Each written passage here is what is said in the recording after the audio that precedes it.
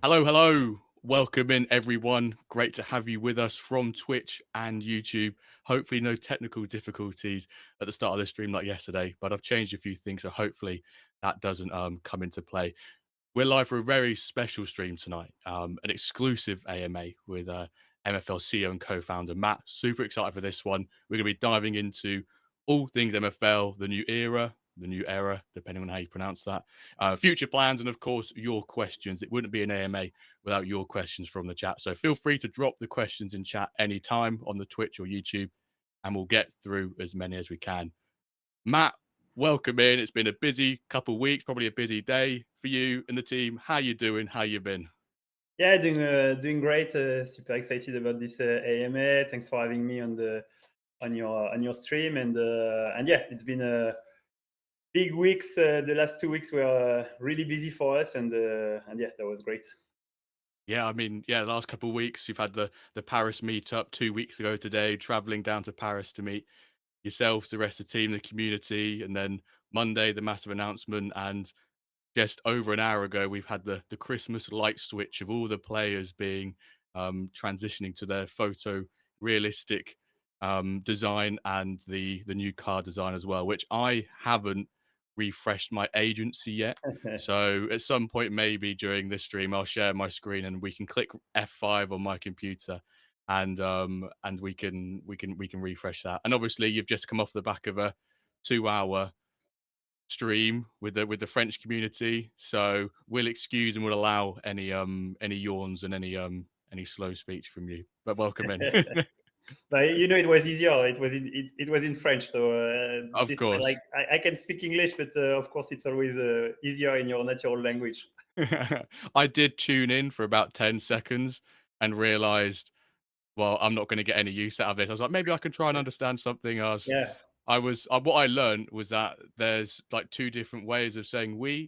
You say more like a way, we. You say more of like a Parisian version of saying yes, like chilled out. That's what I yeah, learned ouais, from the ouais, stream. Yeah, yes. not we like way. So Yeah. I've learned some French there, a little bit of a relaxed way of of saying we. But just before we get in a couple of questions, let's just welcoming everyone here. Root cause, Dommy Click, NJM, great failure. Noisy Steve with the prime sub. Thank you very much. Hopefully not too much chaos today from everyone. But great to see so many of you. Cole, Hepteta, Watford Baby, White House, and Noisy from the YouTube side. Welcome in. If you have any questions throughout, please just put them in chat. Um, I guess Matt, let's talk a little bit about what has happened over the last week with regards to the branding, the photorealism, this new era of MFL. Maybe do you want to take us back to let's start at the beginning and how this all sort of came about and sort of why you made these changes? Yeah, sure. So, so basically, I think for the photorealistic players generated by AI, it's something that we had in our mind for a long time. That was named as the secret project for a long time. No. And I think I don't have the exact time, but I think it started probably around September or October 2023. I think it's probably the same time the podcast started, so it's nearly about 18 months, 19 months ago, Yeah. yeah. So yeah, it's been a while. So yeah, we started with an intern at first to really try to brainstorm, to find like how we could do it technically, etc. So we spent around probably 6 months with the intern working on that. So it allows us to really understand a bit more like the technical things behind that, to work a bit on the AI, and really the project really restarted in I would say February or Mm. March, something like that this year, where we really wanted to put more focus on it, and also it was due to the rebrand that we were going to have.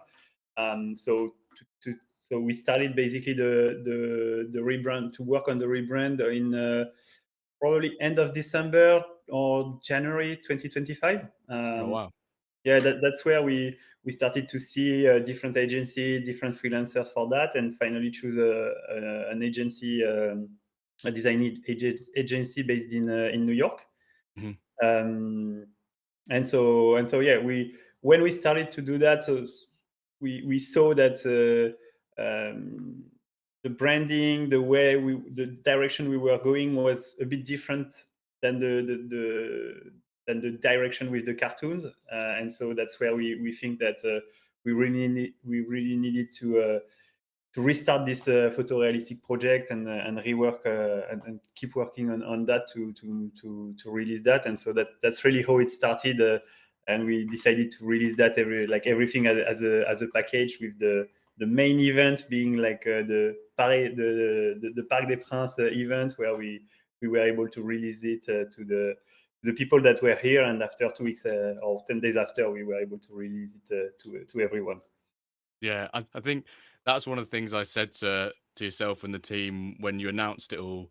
Was that obviously, I think you said in your little speech, you said, "Oh, Jimbo, are you still on the fence, or how are you feeling?" Because obviously, I was quite notorious for I wasn't sure if I was going to like the change or and how I was going to feel about it. But I was really glad that the change to the cards and the card design was wrapped up around a bigger change of the rebrand and not just changing them and keeping it in this sort of style. And obviously, over the next weeks and months, we'll start to see some of the UI change within the within the app and within the game.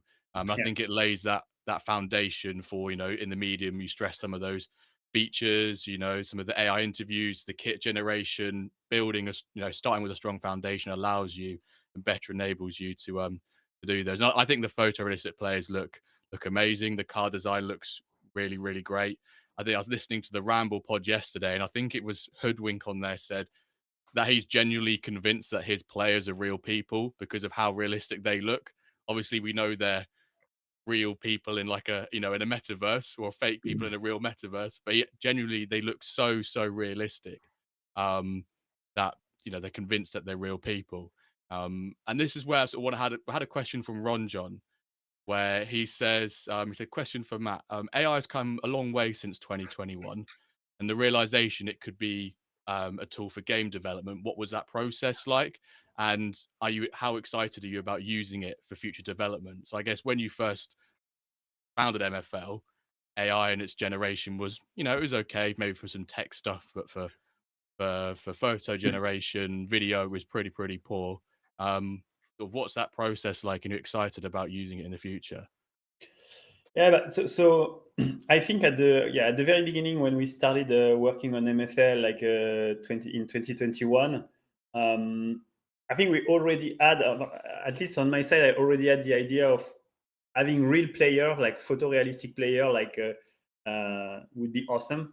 Like that would be like the probably like the best we could achieve, or something like that would create a real immersive world, something make it super real. I remember that we tried to see a bit what was possible to do, and we quickly realized that it was not possible at all, that there was already some website that were existing that were generating fake people, but it was not the quality we were looking for. They were not looking like a football player, etc. So finally we realized that um, very quickly we realized that the tech was not at this level. But yeah, as Ronjo mentioned, it's like the tech has improved so fast over the last 2 years, I would say, that it's been crazy. I think it will continue to be crazy like that. So so yeah, that's when we saw, like, we are of course very connected to the tech, checking a lot what is the state of the art of this technology, etc. And so when we realized that it's something that we could use for MFL, that's when we really wanted to do it. And so it started in 2023 with this exploration with an intern, and now we restarted it. And also we got kind of lucky, because when we hired Guillaume back in March 2025, and actually we hired him as a full stack developer, like to really develop, like help us in the development of the of MFL globally. But it happened that he has already worked on this kind of project for in some of his free time, etc. So he already had some knowledge on it, and it helped us a lot to be faster to create this process. Luca also spent a lot of time on it, but the arrival of Guillaume also helped us to really say, okay, we will be able to do it. He has the knowledge, etc. So that speed up the process also. Yeah, I think, in the we made it a quiz question yesterday, and about how many nodes are in this system that you have for the player generation, and how it's your own system that you've built. And I remember you saying on your stream with Laird about who was sorry, the chap you brought in March. Is it it's not Dobby, is it Dobby? Yeah, it's Sorry, Dobby. yeah, yeah, Dobby. Yeah, yeah. He said it by his French name, I think. So Yeah, whatever. yeah, Guillaume. Yeah, yeah, there you go, Dobby. And his experience with it, and I think Ron John said here that sort of like combining AI with game design feels like the next step in gaming, and I think it feels like a pretty groundbreaking step for MFL in that sense. And I was trying to think, and Root Cause in the chat has made a really good point. He just said these players are the best AI generated people I've seen. Didn't expect them to be like this, and I was trying to think when reading that, have I ever seen this level of quality in sort of an AI generated human being, we'll call it, where to the point that if you line them all up in probably a team squad photo, probably would just assume that's some team, in some country somewhere, and actually think they're real players. So I think the quality that you that are on these is phenomenal. So I hope that you and the team are very proud of the work you've done there. No, but thank you. Yeah, we are super proud of it, and really like what I think what made us realize that is really the feedback that we got from everyone. It was really crazy. First, when we did the announcement with just a few cards that were available on the blog or on our social post, etc., the feedback were super good. Then after the drop, also. The feedback on the cards were and the player were super good today also. So yeah, and I think when I check also when I try to see like other projects, other games, other company that have done that. Honestly, I haven't seen something that done at scale, like because it's easy to generate somebody that will look like a real human with any tool now. You use ChatGPT or you use Mm, basically any AI generation image generation AI can do it pretty well. What is complex is to do it at scale and to make sure that you don't have like for example, like a huge challenge that we had is that when we were generating players, is that they all had um, the Nike or Adidas logo, and they also had a real player logo, real club logo. So we didn't want that, of course, and so we had to build a full pipeline to change the key, to change the logo, etc. We saw that sometimes there was one or two cases that were shown on the Discord where the pipeline didn't went to the yeah. end, so it was approved, and we are going to change these images, but. But yeah, that's I think the level of quality that we've achieved, I haven't seen, and the scale at which we've done it, I haven't seen it anywhere else, to be honest. So yeah, we are pretty proud of that, and we don't like to show off too much, but No. let's Too celebrate right. a No, bit. you should. Too right. You should. You've put in that hard work and graft, and everyone can see the results. Yeah, David Taylor on YouTube said, "Question: Why is my player wearing a Man United shirt?" So I guess he might be one of the situations. And I think you've said that in those sort of circumstances, if you just contact the team with like the player ID, you can regenerate those players. Yeah, So they've not got the United kit and the Nike and the Adidas. There will be a few that, as you said, slip through that pipeline, and you had to check, hundreds of thousands, tens of thousands of players for quality checks to make sure they're all okay, which just blows my mind, the quantity of players you almost have to go through. And folks in Paris, Matt showed us a couple of the ones that sort of didn't pass the quality checks, and the classic case with AI where a player's got like seven fingers, and yeah. another face is growing out the side, or things like that. But if you do spot one, guys, that is looking a bit odd, let the team know and they'll be able to change that for you. Yeah, it's don't hesitate to let us know. We can regenerate them, especially if there are some some kit logos, like our real club logos. It's always better that we regenerate them, because of course we don't have the IPs, etc. So to avoid any problem, even if it's the logos are not really exactly the same, etc. So it's Yeah. a bit different, but better to regenerate them.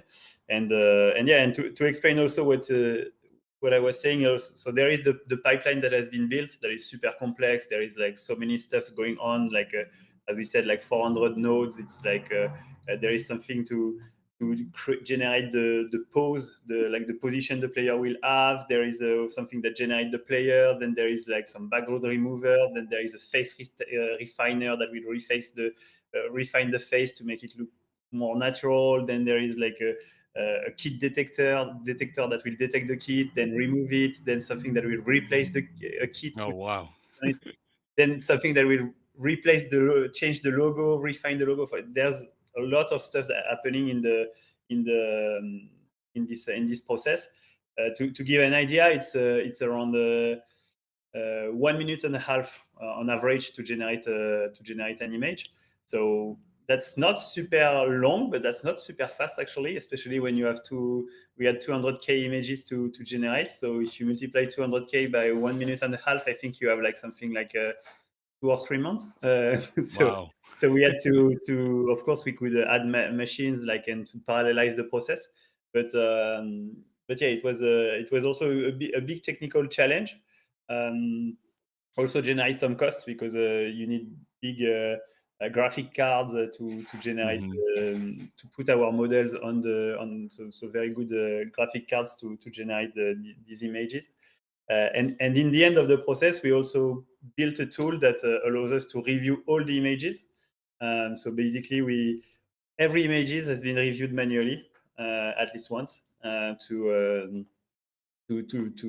make sure that it meets our quality criteria. Because in the end, we had at least around 10% of rejections, because the AI doesn't manage to give a 100% quality. So we had a 90% 90% approval rate.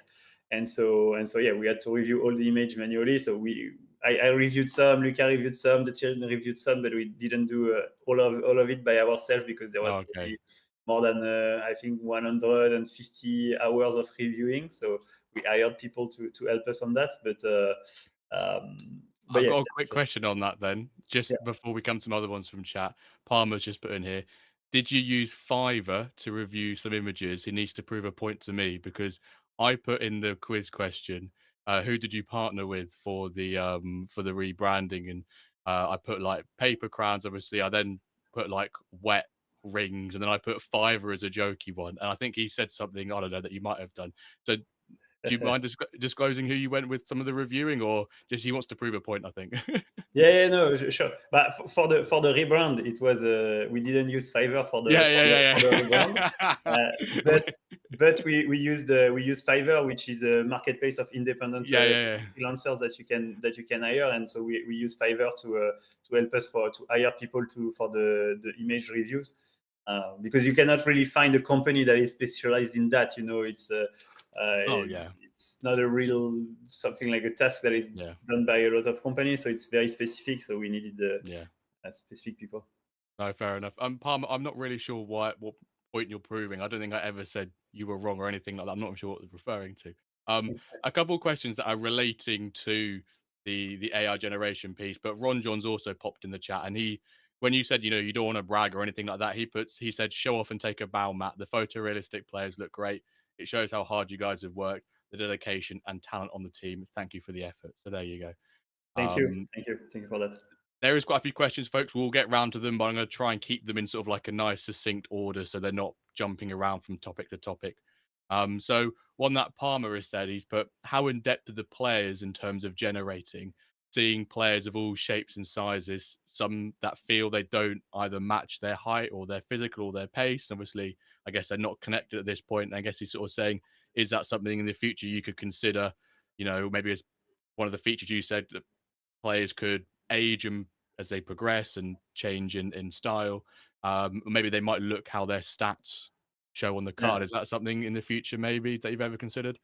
Yeah, probably in the future, I think that could be nice stuff. I still see it a bit more like nice to have because it's Mm, yeah, I think it's really detailed. Like if you need to have if you have a guy that is 94 physical, then how should it look? Same if he has a high dribbling or high speed, like how should it look? It's more complex in this case, but at the moment the statistic like the attributes of the player are not taken into consideration at all. For the eight, actually it's not really the some player can be higher on the card or bigger on the card. It's not really the eight, it's more the level of zoom that we have in the all the image are not zoomed at the same level. So uh, I'm sure if you look at any cards like Panini cards or Sorare cards, you can see like very tall players that look smaller on the cards because they are just zoomed yeah. more or less. So that's not really like due to the height of the player, but in the future, yeah, that could be some addition, especially aging, especially if they progress, maybe like they could reflect a bit more their physical or something like that. But I I think that could be nice addition and a nice touch, but I more see it as a cosmetic thing and not a direct priority. Of course, we want to do everything, but we need to focus on each priority. Yeah, nice. Then another quick one here from Logan 11111. He puts, will there be players with new nationalities soon, just like the club licenses? Because obviously we've got the addition of all those new licenses that came into Spark, you like the likes of China, Philippines, India. Could we see those nationalities as cards at some point? Is that a thing? Yeah, I think that's something that we can. At the moment, it's to be honest, it's not something that we really have in mind. Because we already have like 50 or 53 nationalities, which is quite a lot. But we also like to to kind of please the community. So if there's something really requested, like we did that for example, for the cities and the new countries, it was really like seeing the request from the community on Discord, etc. So that's why we organize that, and probably that could be we could see to add some new nationality also that could work. There would be still a bit of work on our side to really for the generation to make sure that the change in the nationality, the new nationality, look well and are well handled by the AI. But otherwise, it's not shouldn't be a huge task in the end. Oh, very nice. That's probably what the chat want to hear. Um, I'm not sure if you mentioned it in there. Obviously, we mentioned that all the different club locations. Is that something you're considering doing again for Flint Division? If adding additional locations, maybe not country wise, but cities within countries that already exist within the platform. Yeah, definitely. Actually, we I think with the new flints that we've minted, there's already new location from the countries Oh, from the okay, new sweet. countries. Yeah. There's a basically for I think for the first when we generated the new country, we took the cities that were requested, and we also added some cities that were not requested based on the number of the population basically.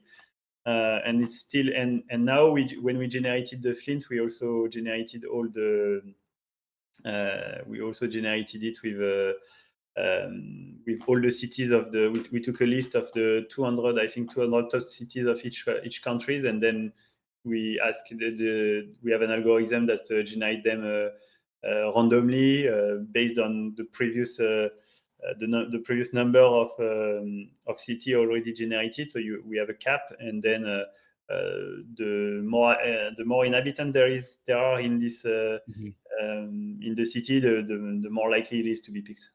Okay. As long as there's less Ipswich clubs than Norwich clubs, then I think that makes me and I think most of the Wender community, especially those that live in Ipswich, very, very happy. Um, a quick one before we transition. MMD Knight, thank you for gifting that sub. There obviously now is when people gift sub, there's a little gif of Calver drying his hair. just to let you know, folks, he is completely unaware that that GIF exists. So I hope that he never finds out about it until the next pack drop stream and realizes why is his face suddenly all over the stream with the hairdryer. So he looks forward to that one. Um, if you don't mind, Matt, I think we'll try and transition a bit away from the rebranding and the AI Yeah, piece and come towards other questions, if that's okay. yeah, sure. There's been a lot of questions sort of about like what's next, what's coming, what's the what's the future look like, you know. And I got a question from Taggart. He said he probably won't be able to make it, but he wanted to drop this question in. Um, he goes, "We know about the preset changes and a new in position instructions being worked on and sort of on the way. But is there anything else being brainstormed? You know, maybe new formations, management, or training features between matches, for example?" I think people just want to know about like the gameplay element. What's in the pipeline? What's some aspirations? What's maybe something in the short term, the long term? Obviously, it's very difficult to put timelines on things. But I think people are excited to know what about that. If that's Yeah. possible.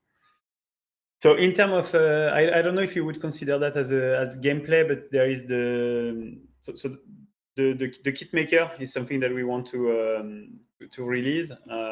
Probably will be one of the next features that we are going to release. So it's not, of course, it's not gameplay management, Mm, etc. It's more something cosmetic, but it's been requested a lot, and we think it's something cool for the attachment to your club to add more customization, personalization, etc. So that's something we are working on. A big thing that we are going to work on, and that has been announced in the announcement for that we had this week, is the new UX and UI that we will redesign and rebuild. That's a huge work because we need to redesign the entire app. So of mm, course that takes a lot of time. At the moment, we have like some mock-ups of probably 80% of the website is covered in terms of mockup, and so we still need to continue that plus develop it. So that will take a significant amount of time, but we think it will really improve the way of playing, make the website more intuitive, the app more intuitive. Um, it will also add some info. Sometimes maybe on the club page, on the player page, there could be some new info. So that's something we think is really important, because we've been building the website for 3 years now, and every time we haven't really think of the website as a whole. We of course we try to do our best, etc. But now we have added a lot of functionality on top of them. So sometimes it's just like let's see all the features that we have, how we can tidy them up, how we can make the navigation more intuitive, etc. So that's a good that's a big project, and something super important. And then more in terms of gameplay. So there is the substitution, tactical change, something that we want.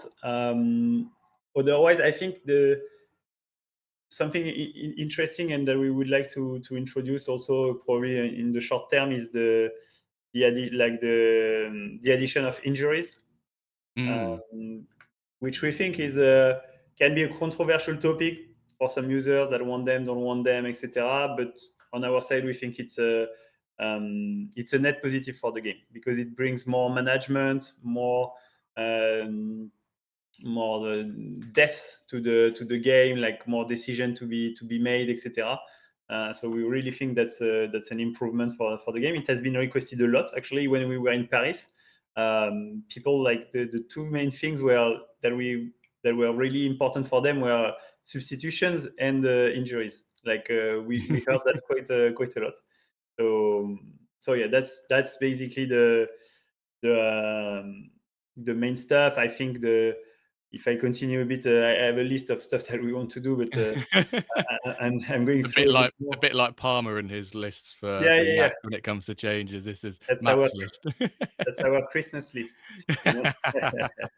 And I think at some point, like the continental leagues or regional leagues will be something that we need to work on, especially now we have Flint, but we need to expand the ecosystem. That's something that's going to be important.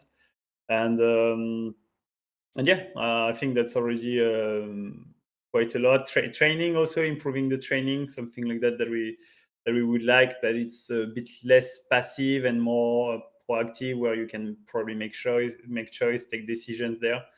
Mm, So yeah, that's I would say that's the most important topic that we have in mind in terms of gameplay yeah. or global development. Just a quick one on injuries. Have you thought about it? May just be that you've not even considered it yet. But like how they would actually work within in terms of, length of injury or how the injuries are, brought to a player. Potentially, if they drop below a particular fatigue level, then they're more prone to being injured. Is that sort of the route you'd go down, or could there be a bit of a random element to it as well, where you know, in the warm up, not in the warm up, but you know what I'm trying to say, that Yeah. they get a little bit of injury. Any sort of talk on that, or not quite sure as yet? But I think it will be a combination of both. There Yeah, will be an element of randomness, obviously, because I think in real life there's an element of randomness. You never know when somebody is going to get injured, of etc. course. So we need to keep this unpredictability. But there could be factors that increase or reduce the odds of injuries, and so yeah, the fatigue. Um, yeah, fatigue mostly. I think there could be also there could be a status of player where you have like a very small injury that is you're not really injured. You can still play at your top level, etc. But if you play, you have a high chance of injury, for example. So Yeah, your player is not. You need to rest him, etc. So that's the kind of thing that we are thinking. And in terms of length of injury, I think in any case that we won't have like career-ending injuries. I think that that's would be good. yeah, that would be a bit too harsh, obviously. So probably, and I think that would be probably the around I don't know, a couple of days. So the player is out for between 1 to 3, 4 matches, and maybe the maximum could be like maybe 1 week or like or something like that. Maybe one fifth of a season, a quarter of a season, or like I think even half a season would be too long. I think so. Maybe so it's still working. Like actually, we haven't really started working on it. It's just like ideas Yeah, that we have on top of our mind, but we need also to define that and put numbers and build the algorithm for that. but it's something that you would like to bring into MFL though, for sure. Yeah, yeah, Yeah, yeah. We think it's really more realistic. Like in football, it's an important part of the of what happened in real life. I mean, like injuries are part of the game, part of football, and so we think it's something yeah, interesting yeah. to bring. Yeah, so an idea at this point, but you've got to define how all the parameters look. I mean, in Llamoth, but how will this affect player progression? I guess if a player can't train and it impacts progression, I guess that's just a knock-on effect. If it was like in real life, when a player gets injured, they don't have Yeah, the ability to progress. But all things for you guys to consider into building out that feature. yeah, exactly. What was a question I thought linked in quite nicely about some of the kit making piece or just any sort of cosmetic things that get added to MFL in the future. Would you envision those having an MFL cost related to them for say like the kit design, the changing of kits, that sort of piece? Is that something you envision? Yeah, I think that's still something we need to define for the kids. But yeah, I think that's something that we want to do, like to have a bit of an MFL fees. I think it's important for um, also it helps the economy. It allows us to create a sink where there are some MFL that are burned, etc. So it's a positive for the economy, and then it also doesn't impact gameplay. I think Mm, it's super positive because it's not you don't get a boost for an advantage or to be more efficient or better with your team. It's just something because you want it, and so nobody's forced to do it. It's really like the user to choose it. So we think that's something interesting to bring. So in terms of cosmetic, like the kit maker mm. could be a very good option. Maybe there are some I don't know, we have like some base kits that anyone can use, and then you need to, if you want some uh, like a more complex one, there could be some MFL use there or something like that. So that's how we see it. And then in terms of cosmetic, there is the something that we want to do for a long time, but we haven't really taken the time. Is like also for the rebranding of the club, um, to have it.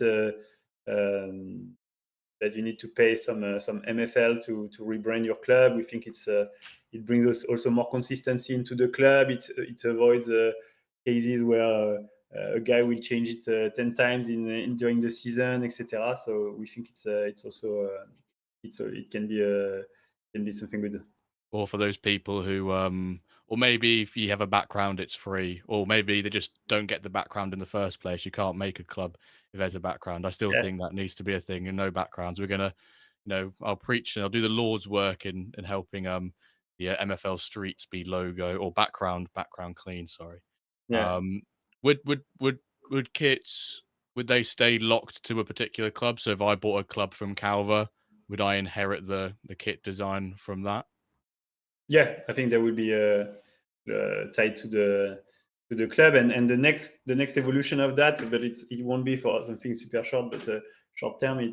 What we want is to that you are able to put the kit on your players, because it's already something that we at first the feature of the kit maker will be you design your kit, you can create it the way you want, and then it will be on your club page. Yeah. But then the next evolution would be that you can put them on your player, and you see all your players with your kits on their cards, etc. And so that's really something that we think can be cool, and but it has some complexity behind that, so that's why it won't be like very short term, and that's more a nice to have stuff than a must have. Yeah. So yeah. Right. We've got quite a few questions still here, so we might have to go a bit random with the topics and maybe jump from topic to topic. I'm gonna start from some of the top where we've got some. Um, this one's from Great Failure. He's put, how is the ratio of players to teams holding up? Are we seeing the scales tip towards one side?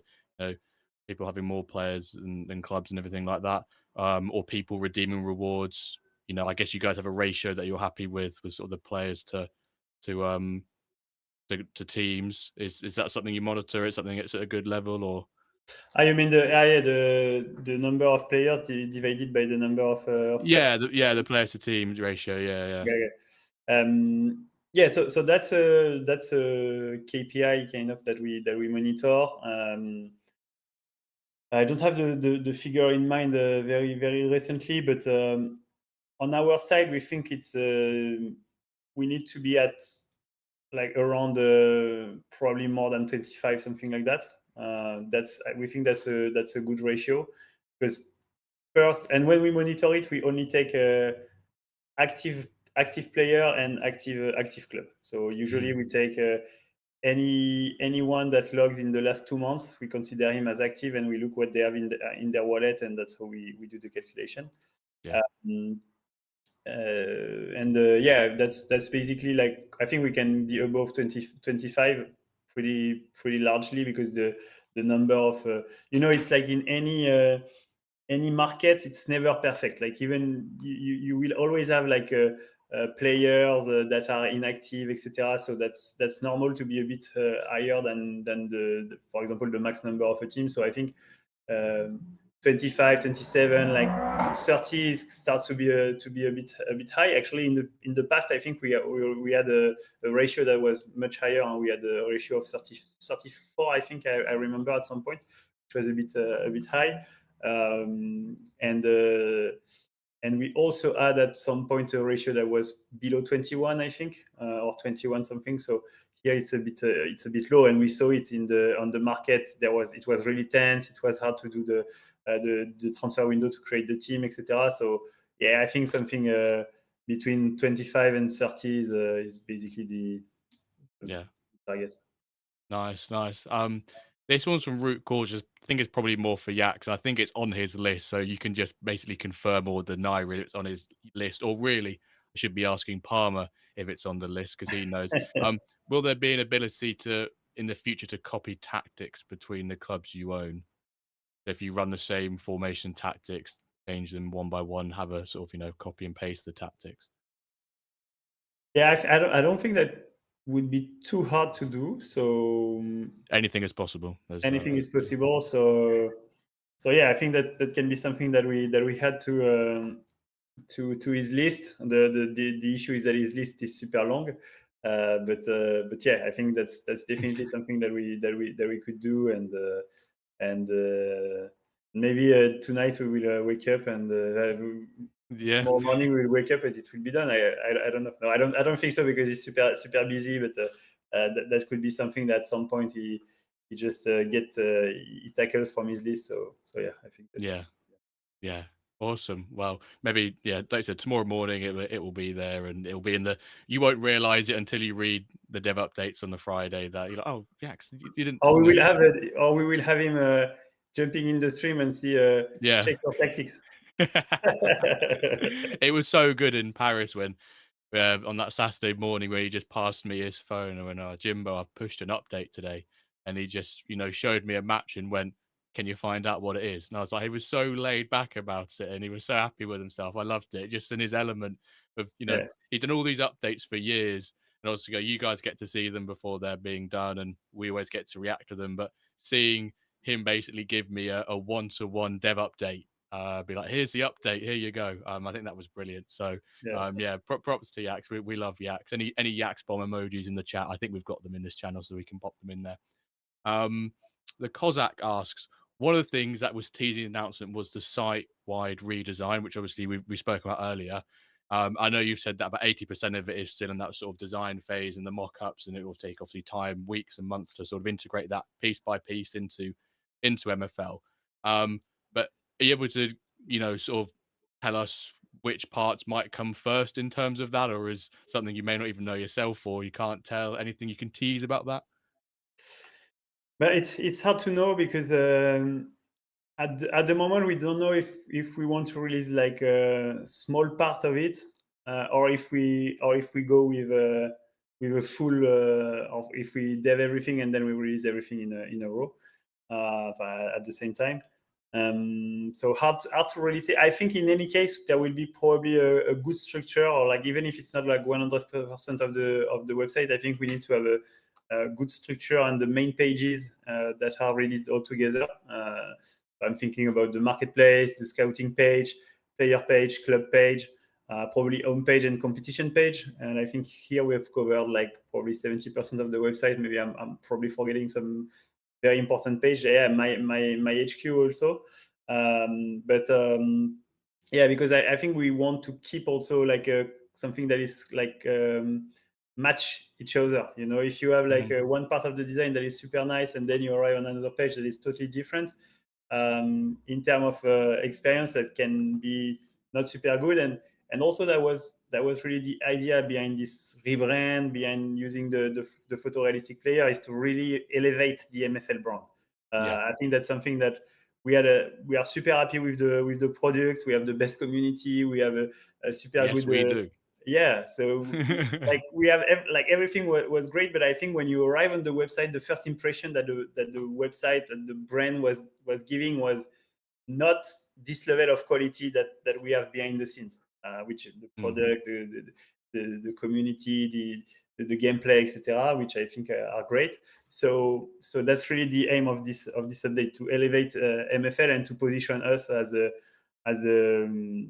be at the same table of FIFA, of Football Manager, etc., and to be able to stand close to them and look good. So, which was not really the case before. It was like we designed. I think that's mostly Jan that designed the logo. We didn't really work on our branding, and so I think that was really really needed at some point to have a refresher here and be more ambitious as a project. Yeah, and in your speech in the stadium, that was one of the key takeaways I took, was that you explicitly said you want to put yourself on the level of, your FIFA and your Football Manager, and you can see that with the rebranding and some of the teasers of the UI, there's some inspiration come from there, but the whole design itself looks very slick and professional, and you almost get the Yeah. impression that you guys are a massive team that works on the game, whereas in actual fact, Yeah. where you've come from in the 3 years of the small team of, 2 of you, to then expanding, the team behind MFL, like yourselves, is still very small in terms of that. So, no, I think it all looks great.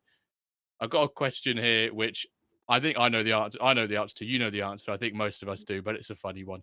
Um, E-triple-D-101 says, "When do we get 3D live matches?" Ah, yeah, yeah.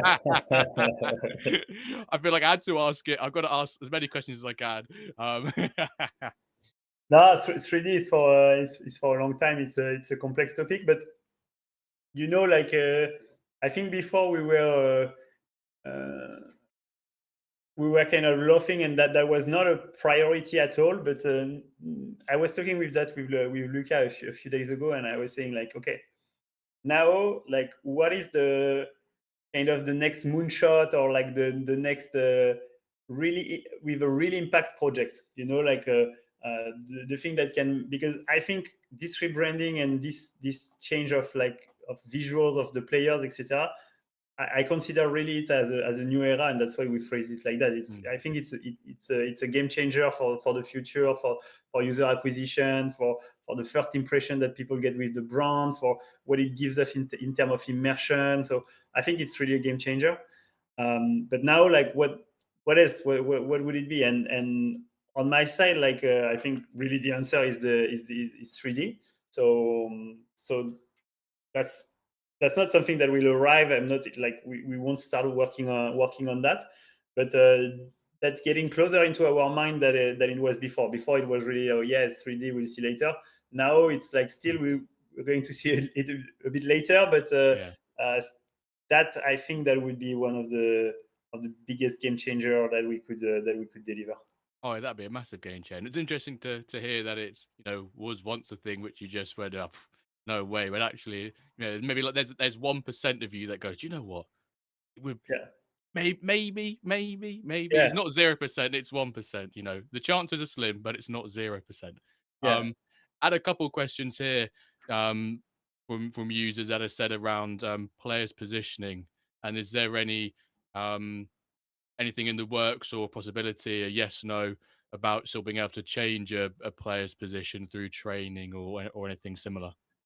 Yeah, that's when I was talking about training, like making it more less passive, and where you can have more control on training and more decision. I think that's really something that we would like to include. That you can maybe change your position of a player, or I think that would be something interesting. Um, we're also thinking of maybe you can also train some specific attributes if you want to increase some Mhm, specific attributes, etc. So that could be that's really thing that we are considering. We haven't really started working on that, and so that's more a middle term feature. But yeah, that's something that we wanted. And what we if we like when we will build it, I think it will be with in mind that it needs to create more decision, that there won't be a good like a good path, or like it just needs to be the decision of the manager. So maybe if you train for a new position, maybe you will not gain as many XP than you are supposed to do if you do the normal training, or if you focus on specific attributes, maybe well, of course you will focus deliver like you will get more XP on these attributes, but that can be maybe like you won't train for the new position, or this kind of stuff. So that it's really like some arbitrage to be made, and that's yeah, that's how we see it. interesting, interesting. Um, I think yeah, I know a few people who would like to have positional changes to players. I'm kind of the boat, maybe, the positions on the card. We have to make the decision to either acquire that player, purchase it, loan it in, and we make those decisions to fit those players into our squad. I feel like you've got some of the misfit players where they don't necessarily play better, but their overall reflects better in a different position.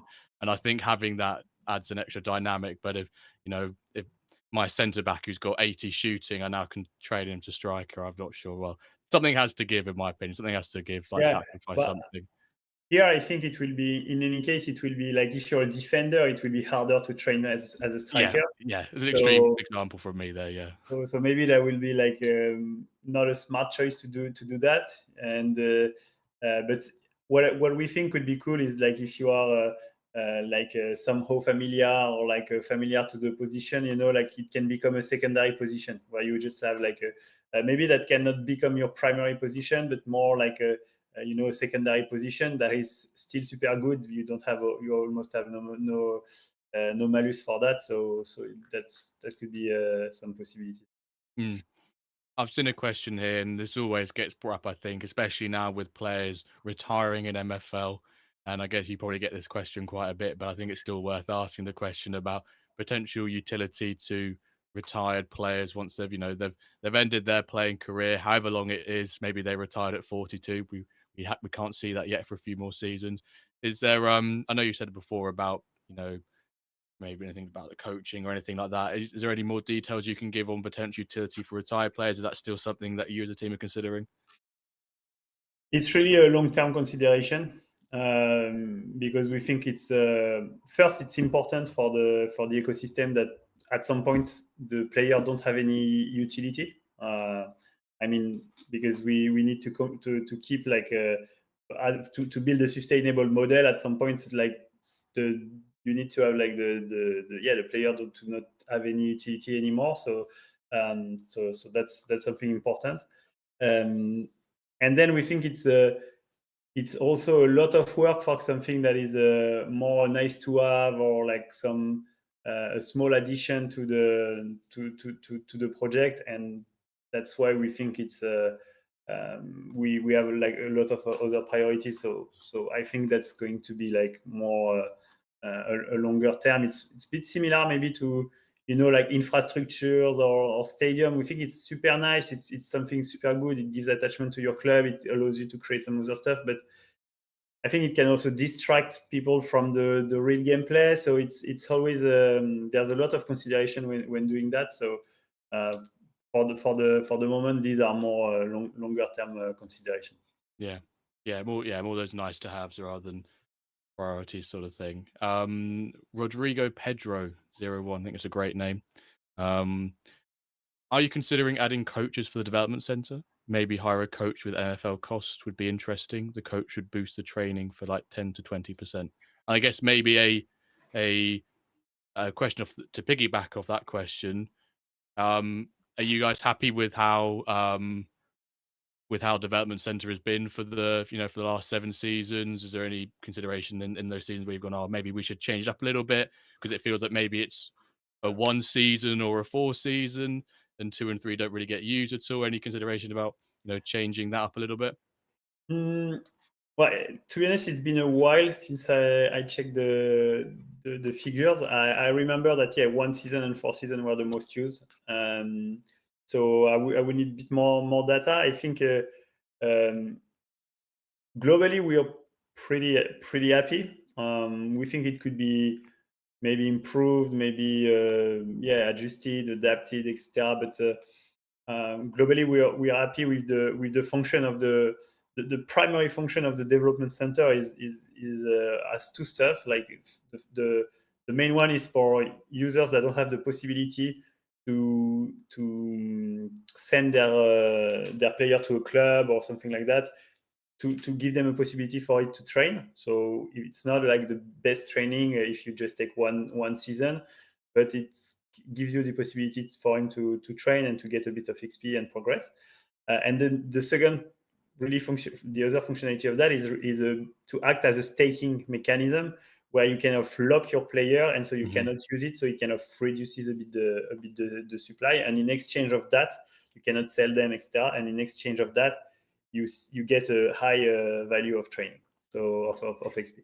So that's really the two functionality, and we think it matches pretty well these two roles. And so there could be some stuff that are adjusted, but we think there are some other features. But because, you know, sometimes when you have done like 90% of the work when you want to do the next 10% that will improve it and make it perfect. Yeah. Sometimes it will take you 2 months to really have Yeah. this 10%. And so if you take another feature, then it will take you 1 month to build the 90% of another feature that will bring more value to the user, to the community. So that's how we try to think, because we don't have unlimited resources, and nobody has in the end. Yeah, and I guess that that was something that you were really keen to point out in your little speech at the stadium as well, about your use of resources as a company, and you've been very organic with the growth, and you've not uh, thrown time, money, resources, all of the above into promoting MFL. You've done it the organic route, which I think shows of this great community. I think they love the word organic. I saw that even in your branding of the new logo. There's organic angles, which I had to Yeah. Google for the first time on Monday. Was asking chat, what's an organic angle? Matt, do you know what an organic angle is? I'm not good at that. No, no, but honestly, for me, I discovered a new world when we did the rebrand, because on my side, I'm a bit, sometimes a bit kind of pragmatic, and a bit too much sometimes, and so when we work with Papercoins, and they are so good at that, and that's what we were asking them, actually. So that's they did their job, like, in a very amazing way.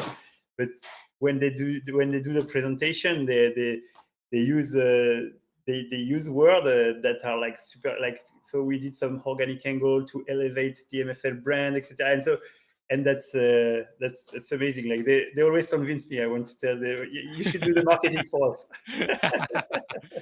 I found really interesting. I'm not sure we'd ever had exposure to them before, but all the different concept designs you had for the different players in the packs. I'm not sure if you've ever shared them before. Maybe before I joined, obviously there's about 4 or 5 months before I joined. They could have been there, but I'd never seen those. And on the stream on Monday, it was really, really Yeah, cool, actually, looking through all the different concept designs you had and seeing that progress from where you first started out with the card designs and also the yeah. packs, and to now where you got to. So I'm not sure. Is that something? Was that a first time for everyone seeing that? Yeah, I think that was the first time. We never revealed them, and I remember there was sometimes some discussion where we say, "Ah, it would be cool to show the process, etc." And then it's just like, it's all a matter of time. Oh If you do yeah, that, you need to write an article, to do some research, like, reorganize everything in the chronological order, etc. So we said, so in the end, we never took the time to do it. And in the video, actually, it was a we send a lot of, so we work with an agency that creates video, and so we send them a lot of different material, and then they pick that from the video, and we really liked it, because it's also cool to, when it says thousands of decisions, and that's where we see all the different design that were made and the decision that we took. It's cool. mm. No, I thought it was really interesting, and some sort of some content and bits and pieces that we'd never seen before. So I think Yeah, it's quite good. We're going frame by frame in on the YouTube video, looking and analyzing and yeah, reviewing all the different yeah, because concepts it goes so going. fast. Yeah, Otherwise, but it's hard to see. I learned from a user how to go frame by frame on YouTube. I was pressing the space bar and stopping and having to do it really quickly, but I found out if you is it is it full stop and quote and comma, you can Okay. go frame by frame, so we managed to get them easy. But, I think that was really, really neat bit of content which we saw on Monday. Back to some of the AMA questions. Um, One that I feel gets thrown around a bit is about the seasons and the lengths of them. Obviously, we're sort of that 6-week time period. Some people love that pre-season break. Some people wish it would go quicker. Some people so they're not too keen on it.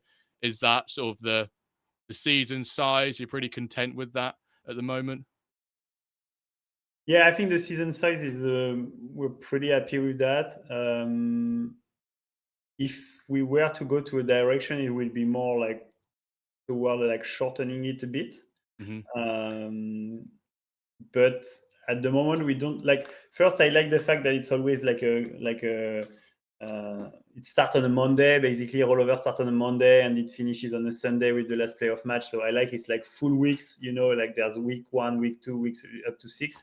I like that. So if we shorten it a bit, then it would be like almost by 1 week if we want to keep this, and so that will be 5 weeks, and then that makes it a bit more bit shorter. So for the moment, we're happy. We know that there is this time of the season where some people like to have a lot of time to do their negotiation, to do the transfer window, etc. On our side, we think we need to give people a bit of time, but also we understand that it's around 10 days where you have almost nothing to do in terms of matches, etc.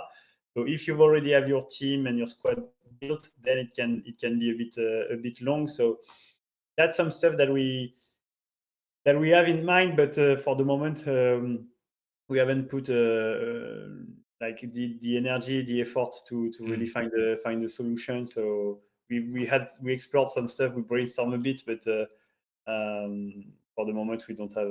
So I think we will stay like Yeah. that for several seasons Okay. still. Okay, I think that's a fair enough answer, and I'm gonna use the opportunity to plug the WenDirk Cups, which we announced 2 hours ago. We've got 3 WenDirk Cups. We've got a 700 cap, 800 cap, and 910 cap.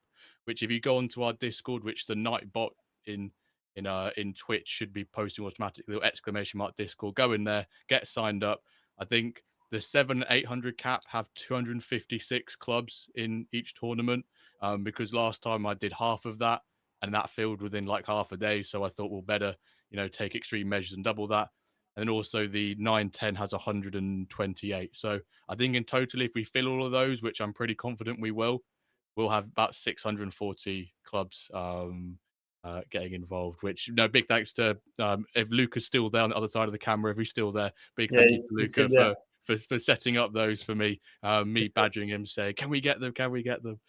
So yes, if you're not involved in those WenDirk Cups already, folks, get involved. Whilst a bit like you say with the pack drops, whilst spots last, whilst supply lasts, get involved, sort of thing. Yeah. Um, some say Oh, that and actually, go on. that's super good that you organize that, and actually, that's also a way to make it a bit less to have more activity at that time. So yeah, thank you for organizing that, and that's really cool that we could do it regularly, and we're also having like sometimes some side tournaments with other community. There was the Spanish community usually that Hmm. was creating a tournament, the French community also sometimes, etc. So yeah, that's also some new competition that it can add and that can reduce the yeah to add a bit more, even more fun to this transfer window. I'm going to add my own quick question then. Whilst I guess I'm allowed to ask my own question, seeing as I'm hosting this. Rapid play. I used to love those tournaments. I knew that was that sort of breakaway season between the alpha season 0.8 and then season 1. Like, could that bridge that gap of lack of competitive games alongside, say, some of these pre-season tournaments? I don't know, obviously, from a resource point of view, how long it takes you guys to sort of set them all up, etc. But those sort of, I mean, you saw the demand when Luca, I know he could hear me, when you popped the little tournament for the experimental engine a couple of weeks ago, and that filled within probably a couple of minutes. It's, I think people are really keen to get Yeah. involved, regardless of, if it's a free to enter and it's not got much MFL on the line. I think people are really keen to get involved in those sort of things. So is rapid play bringing a few of those back? Please say yes. No, actually, we love the concept of rapid play because we think it creates also like some stuff that you can play outside of your season. So for us, we kind of see it as a different gameplay mode, kind of like Yeah. even if you play it with your club, etc.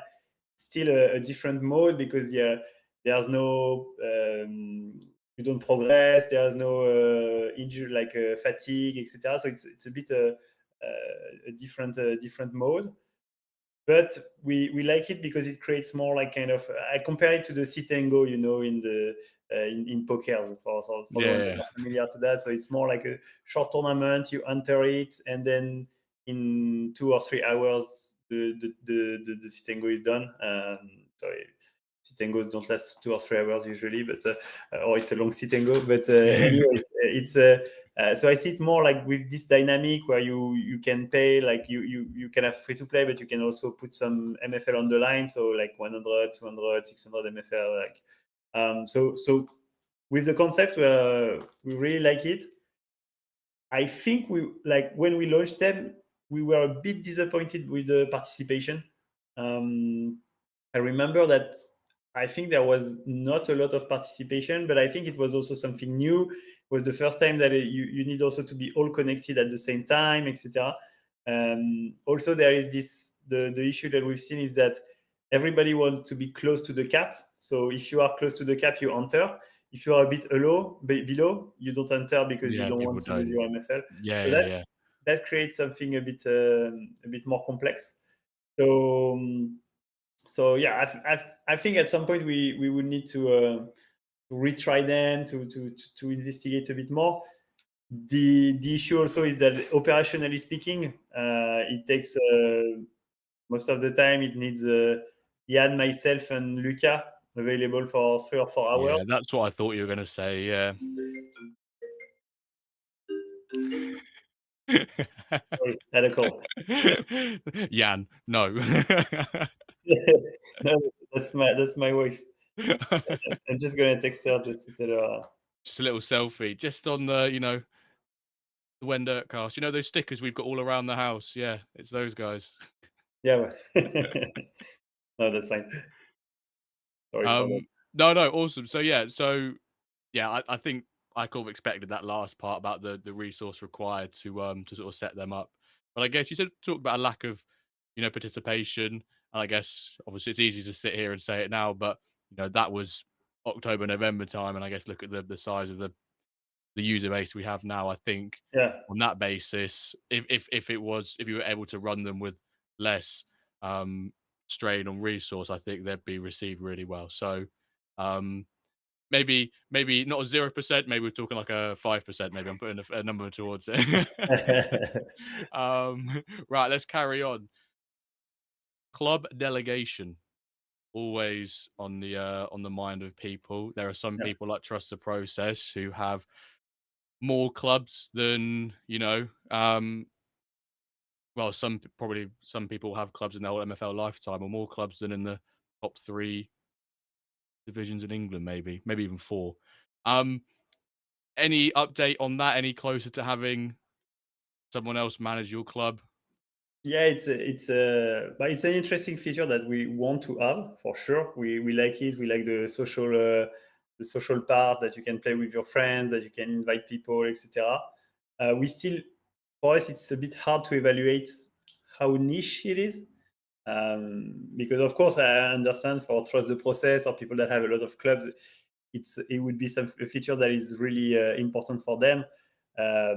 But actually that's not the majority of the user. It's the Mm, majority of the users. I think if you take probably 80% of the user base has less than 3 clubs or something like that. I don't have the full figures in mind, but that should be something close to that. um, so oh yeah, but it's really something also that we want to do, because we think there are some stuff positive to toward that. Is always a matter of priority. Actually it's been prioritized and then deprioritized a lot of time, because every time we are thinking of, okay, that's the next features we are working on, and then when we build a feature, and then there was like, actually there's something else that comes, yeah. because there is this free design, there is this player reel, there is like the realistic player, there is this, and every time there is something that comes up and that is more like a bigger priority. Of course there was like when we have the new league, for example, the new division to create, it's of course a top priority, because otherwise we cannot like have new people in the ecosystem. So that's a lot of stuff. And so when we look at at the roadmap, sometimes we could say, okay, that we should be able to prioritize that in 2 months, and then in reality, it's always there's always stuff that adds up, and Mm, so, and actually that's why we never publish roadmaps, because we think it will only create frustration. That for example, if we would had provided a roadmap in 2024, like I think in July 2024 or something like that, so 1 year ago, I think we would have said that club delegation would have been done in October. Yeah, I felt Um, like during the time of the Euros tournament and how almost that was delegating clubs to the managers. yeah, Some managers, deserve to get a club delegated to them in that situation, and some didn't because their performances, but oh well. I think, just arrow to the knee from myself there.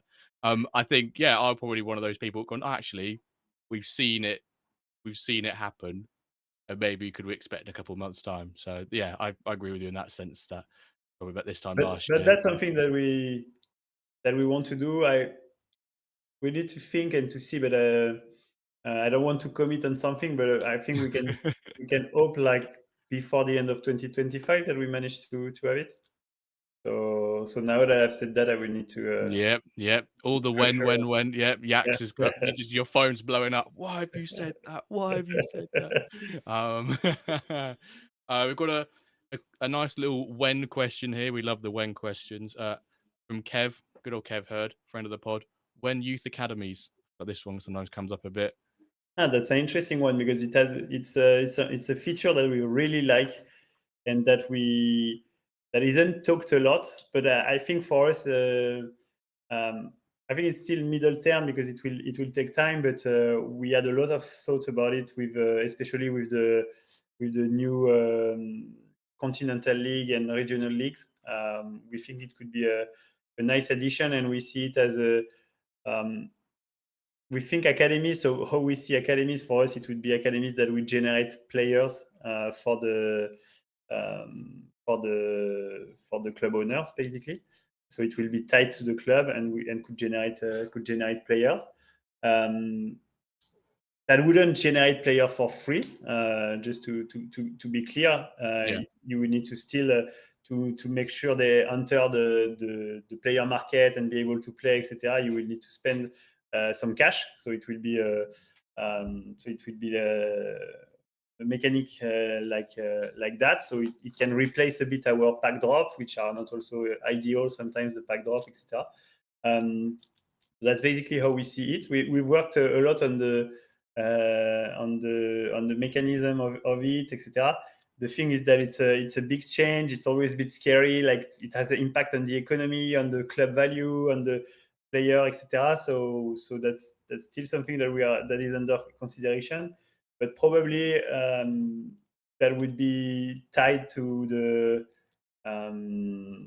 continental leagues and the continental. There's the world division, and if we have yeah. like a European federation or something like that, that would be probably tied to that. Okay, good. I'm sort of waiting for Bosco to come in here and say "Wed Internationals" like he usually always does, but he's not on here at the moment. Yeah, Knowing I've said that, I've said his name, he probably will appear very soon. You spoke about this a little bit with Laird on Tuesday. Called this week seems to bit of yeah. a blur, even for me, and I can't imagine what that's like for you guys.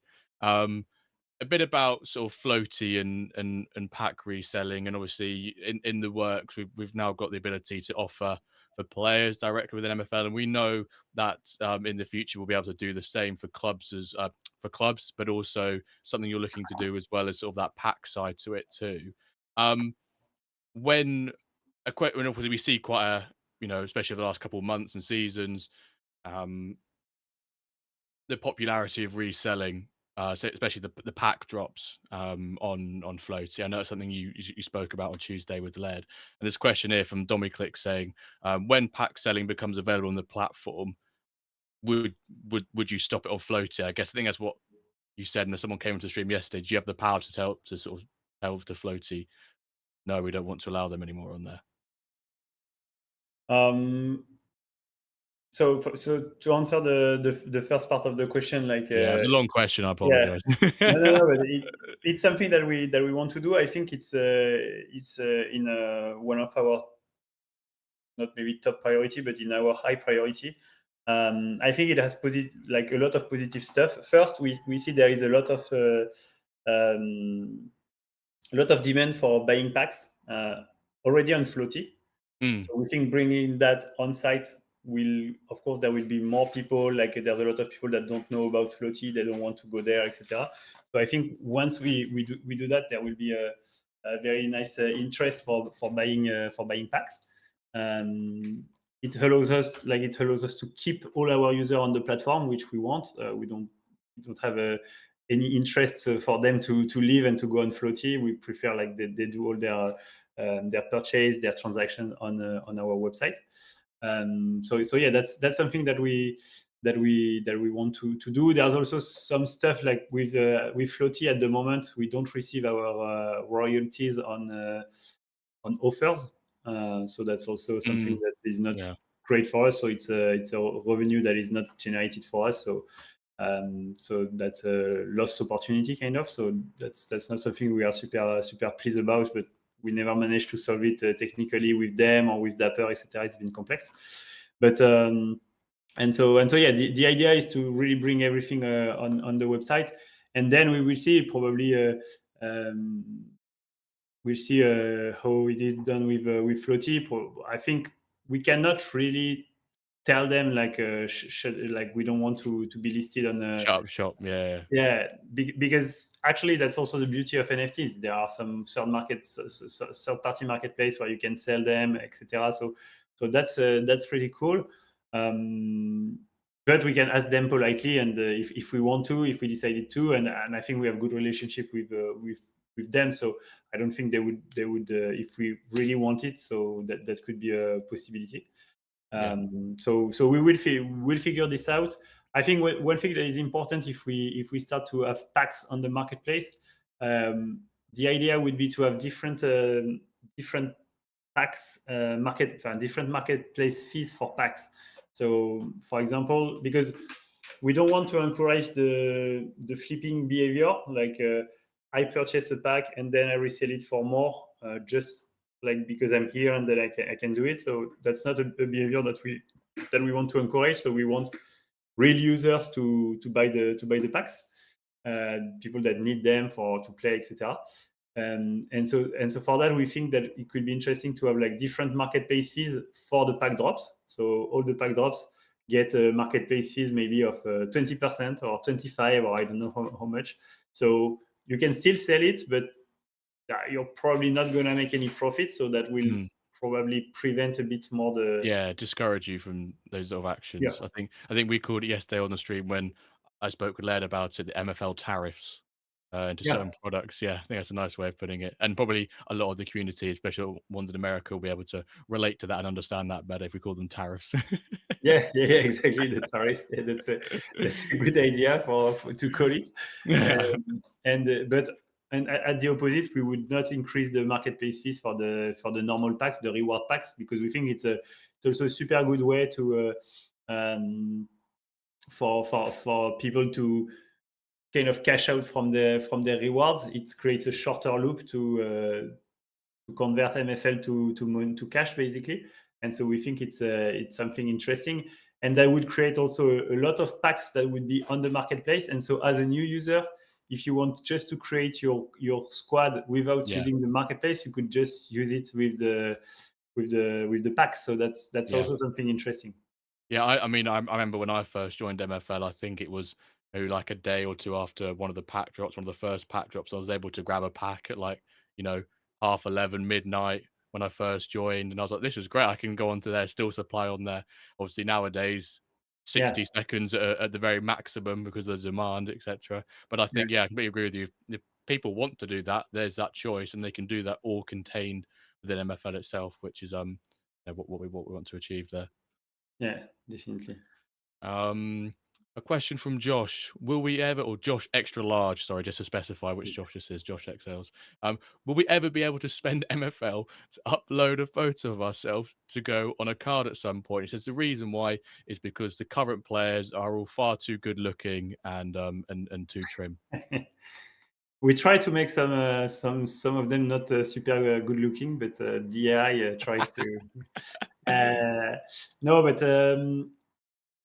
honestly, maybe one day, but that's really I really see it as a niche feature, and maybe that could be fun. Like we do that in for giveaways, and we create like cards like that. But I'm not sure it will be a real features where Yeah, yeah, yeah. we start to implement. Maybe the giveaway, it's a photorealistic car, but it's a retired player, for example. So you still have it in your agency, but it's a retired player. So you are, haha, I've got myself in the game sort of thing. Yeah, I can't use myself, because I wouldn't want to be a 39 rated left wing back, but yeah, or an 11 um rated that you cannot use.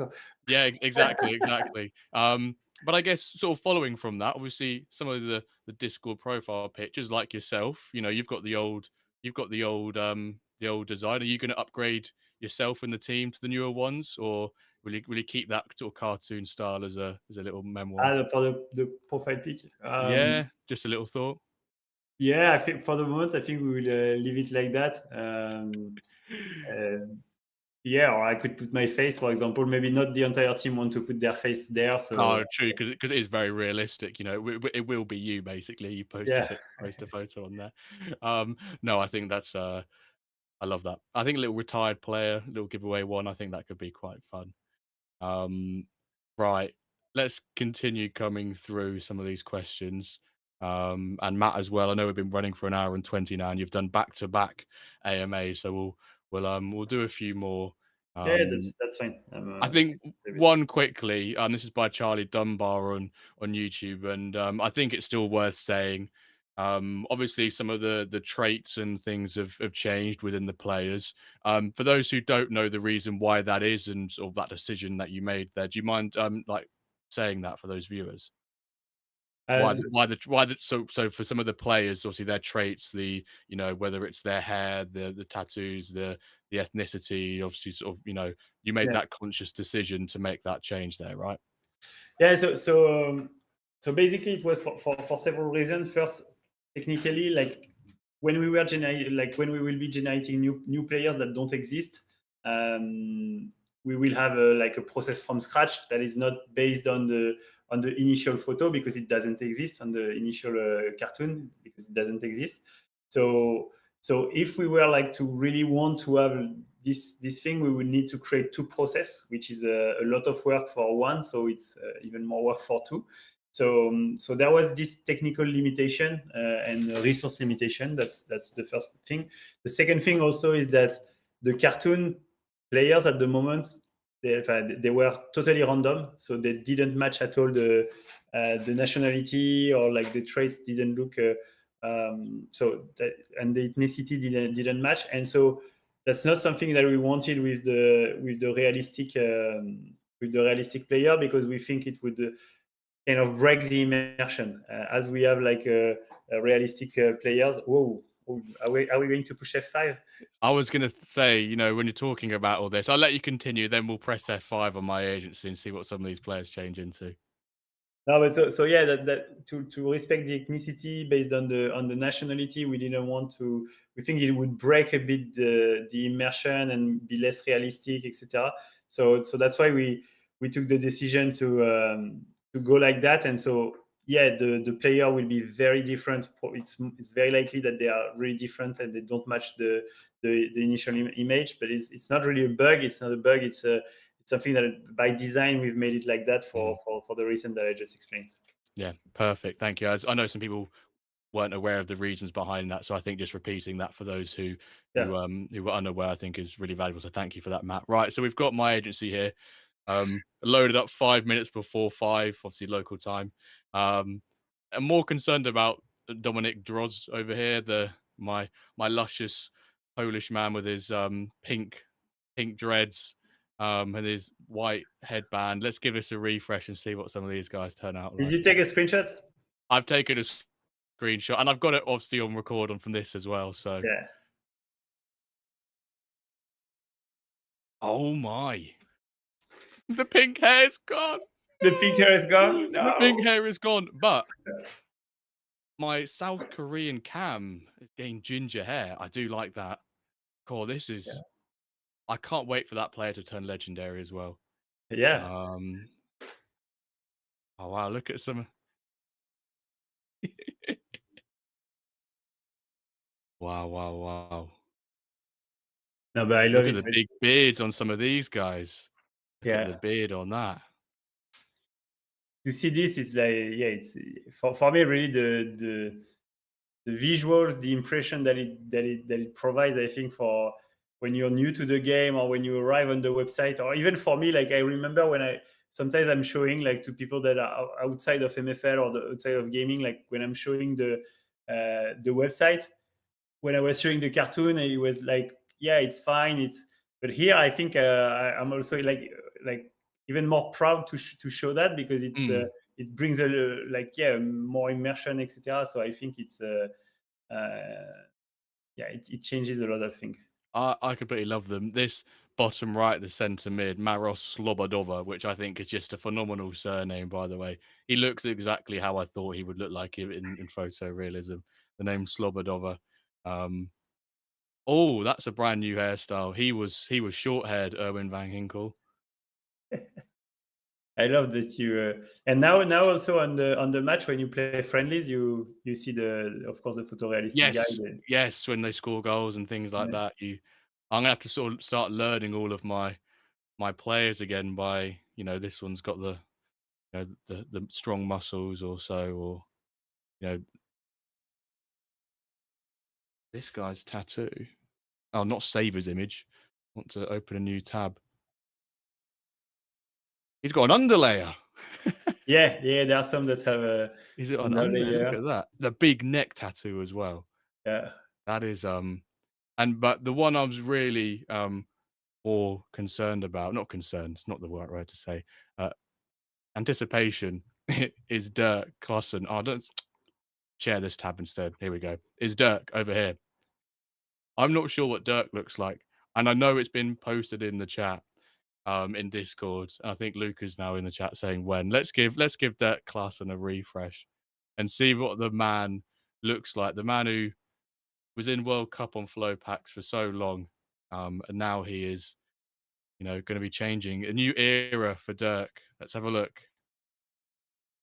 I saw it already. You've seen it. I don't want to spoil Oh it. my! He's got long hair. He's got long hair. Oh, I did wonder if he was gonna look just like Calver. If you could just put Calver's face on there. Look at him. Look at the stance, the shoulders back, chest out, Yeah, he looks neck so low, proud. chin up. He does look proud. He knows that he's a 94 rated player, and Yeah. he's proud of that. He's a He, good looking man. he knows he's Um an MFL legend, I think. Exactly, exactly. He knows he's that one rarity away from a one overall away from ultimate. I'm not sure with progression if he's still the highest rated physical player in the game, but obviously I know pre-progression he was. He looks like a guy who knew he was, the best physical player in MFL. One absolute Chad. One absolute Chad. Now there's the question: do we at WenDirk have to rebrand with him in there? Maybe I have to see what it looks like. Um, put some headphones around him.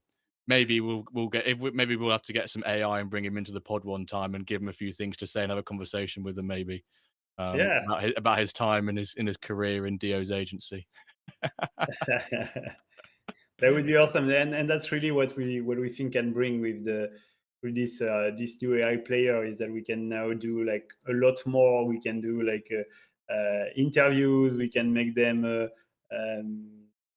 play on show them in training or something like that. It will really it can really change. I'm not saying that we will do that tomorrow, but I think that's some opportunities that we have that were not super possible with the Mm, cartoon players because it was a bit probably a bit weird to animate the cartoon, etc. Would have been yeah. a bit weird. So I think it Oh. can create new experience that we can have.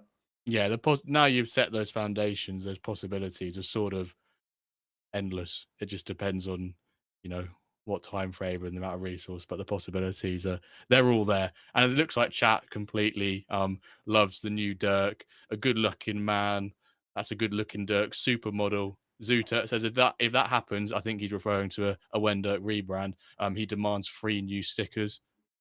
When new logo, some people are saying, well, it is episode 100 in a couple of weeks' time, so um we've got that to come as yet. Right, Matt, let's do a couple more questions, and then Yeah. I will allow you to to end your day. You probably be quite glad to just not speak for a while and just be silent. You come back and your wife will go, I don't "Man, know. Maybe why I'll are you get not talking?" maybe I'll get a beer with Luca. We'll see. Yeah, go to that rooftop bar. No, I think that'd be Yeah. quite nice to go up there.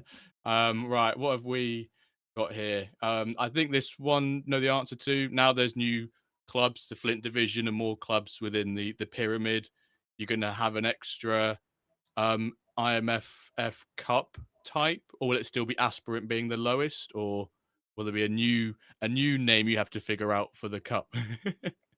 Yeah, actually, that normally for the cup, normally like we double the size, and so but it's Oh, been a okay. long time that we like first one is like one cup, then two cups, etc. But it's been a long time since that we haven't respect that, because like the aspirants has we filled like with everything. So probably I think for this season we will continue like that, because it's actually a matter of operational work, because it's not much, but then we need to find the time, like the name. We need to recreate new trophies. Yes. So that creates a lot of work, additional work. So I think we will stay like this, and in the end, there's what we've done is that so the first aspirant cup we announced the reward, then we decrease the rewards progressively based on the number of cup there are, and Yeah. then we always have a minimum at some point. When the minimum is reached, we that's the minimum that we give, and so you cannot receive less than that. So there's Yeah. not a lot of impact in there.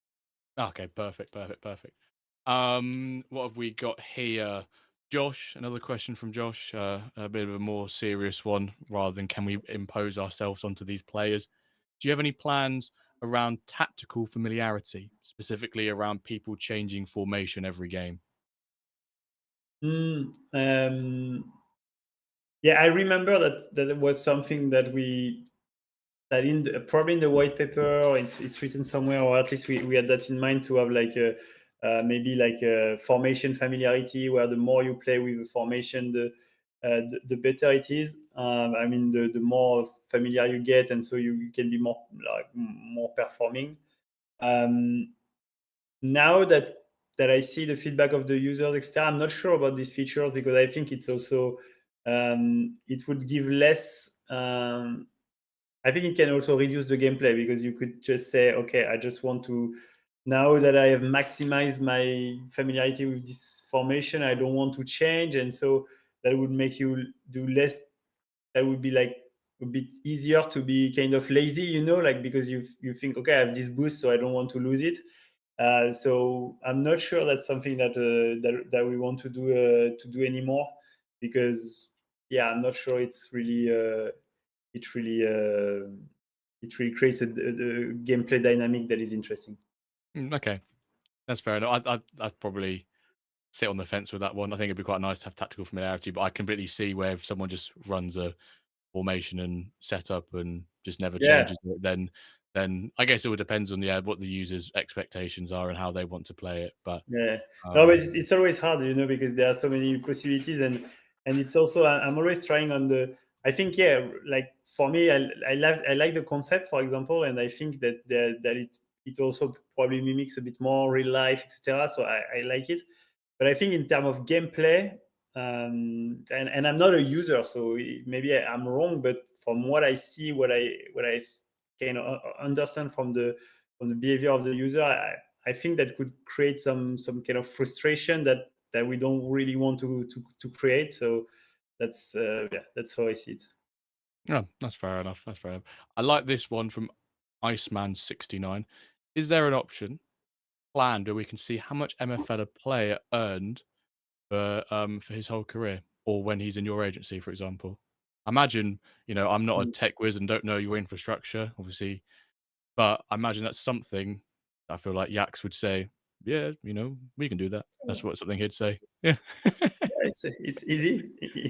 Impossible is nothing. Everything is possible. Yeah. No, but yeah, I think I think that could be there would be some kind of easy way to do it, because if I remember well, in the balance page, you see all your earnings per club, and you have also the specific players. So we could imagine to, like we have at the moment on the contract. I don't know if you've seen that, but if you click on there is a small uh, Google. Oh, what is the name in English? I don't know. Like Hang you on. see what I mean or not? In the When you come, contract page, like if you oh on the offers that you received, if you yes, click let me. on a player, the kind of the Google or a zooming lens or something like that, Yeah, yeah, yeah, yeah, yeah, yeah. I know. Yeah, I know what you mean. Yeah, I'm trying to and, find. I'm in the wrong offers. Where we go? Player contracts. Here we go. then Um, that filters on all the players of the same player. So we could imagine the same mechanic yeah, um, on the balance page, and then we could display a total or something like that. yeah, So that could be an easy way to really get. So it won't be how many MFL the player itself got, but you as a user with this player, how much you got. yeah. Okay, I think people would like to see that stat because they always want to quantify how much a player has earned their agency, unless they're exporting the CSV every season and doing their own Yes. calculations, sort of thing. And actually, there's a game that I was following a lot, but not much anymore. But it was a Photo Finish Live, which is a horse racing game. It's Yes, yes, I've heard of World that. Yeah, Series. And on their side, they're really more focused on the ROE, ROI side, and really making money, etc., etc. So we are more probably gameplay oriented. But they have like on the page of a user, you can really see a lot of details about how much like tokens they earn, like per horses, per different race, different type of race, etc. And and I thought it's interesting, and that could be some stuff that we had to have more some small graphics also. People love that usually, so that could be some nice addition. Yeah. yeah. I just want to quickly share my screen for this player that Lewis P94 has said. He also did donate 1 bit as well, which I have no idea what those are. That's the first one we ever got, but thank you, Lee. He said, AGMO, can you check out this player? He must be the biggest player in the game. So I'm expecting he's quite a wide bloke. And I've loaded him up. And this is the player we've got. Ooh. This Romanian Laszlo Yanu. He looks like sort of someone if he puts in a nasty tackle on you and you stand up and you realize he's the person who made a tackle on you, you don't really Yeah. you quickly walk away. You're not going to shout in his face. Even with the blue hair as well, the blue hair, the beard, and he Yeah. looks like he finishes a football game, then goes for a KFC afterwards, but still, but it just gets wider and wider. He's a But big boy. actually, he's very good at dribbling. So you Yes, so he's you got so, 98 dribbling, and so you never know. You never no, like you never know. You don't need to trust the appearance of no. the look of the. I'm trying to picture what his legs would look like, and if I look at the top half of his body, I imagine his legs are really, really big and wide, but maybe they're just quite small. He's a bit nimble and agile. Yeah, maybe Um, he's a bodybuilder. Like sometimes you see the upper part of the body is like so yeah, muscle, and the legs are so thin. So maybe it's the legs like baguettes. yeah.